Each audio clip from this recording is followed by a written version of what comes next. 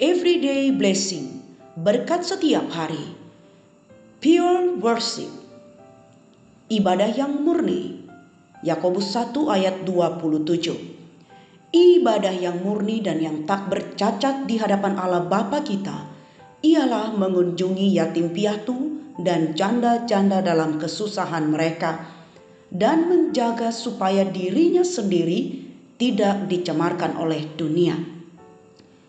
Dalam kehidupan orang percaya, ibadah seringkali diidentikan dengan rutinitas aktivitas di gereja seperti doa, pujian, dan mendengar khotbah.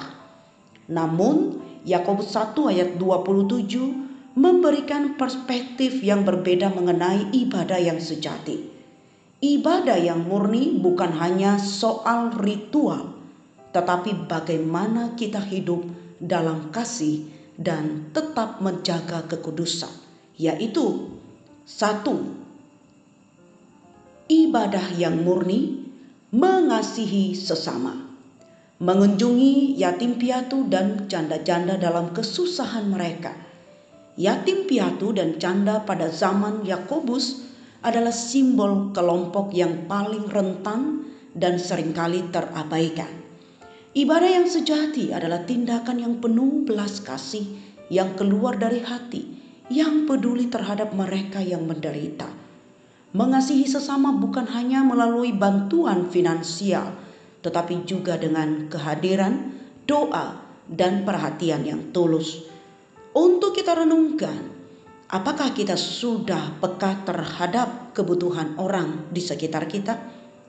Siapa yang hari ini bisa kita kunjungi atau bantu sebagai wujud kasih Kristus?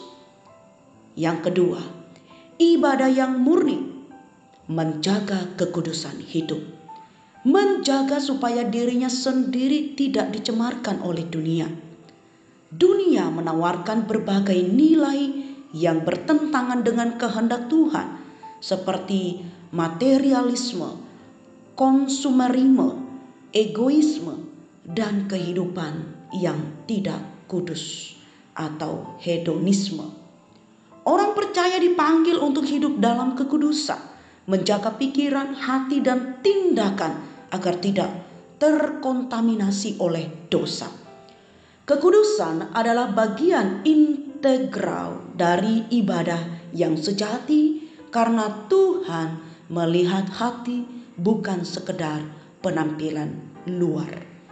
Untuk kita renungkan, apa yang selama ini menjadi godaan terbesar yang mencemarkan hidup kita? Bagaimana kita bisa memperkuat kehidupan rohani untuk menjaga kekudusan di tengah dunia yang penuh godaan?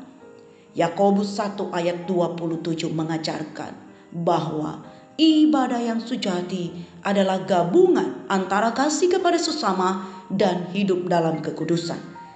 Kita tidak dipanggil untuk hidup hanya dengan ibadah ritual, tetapi dengan tindakan nyata yang memuliakan Tuhan. Dalam kehidupan sekarang ini, apakah ibadah kita selama ini mencerminkan kasih yang nyata kepada sesama? Bagaimana hidup kita mencerminkan kekudusan di hadapan Tuhan? Misi, mari terus berusaha menjalani ibadah yang murni dan tak bercacat di hadapan Allah dengan kasih dan kekudusan. Kita berdoa. Ya Bapa, ajarlah kami ibadah yang murni dan yang tak bercacat di hadapan-Mu, Allah Bapa kami. Tolong kami untuk peduli untuk mengunjungi yatim piatu dan janda-janda dalam kesusahan mereka dan menjaga supaya diri kami untuk tidak dicemarkan oleh dunia. Dalam nama Tuhan Yesus. Amin.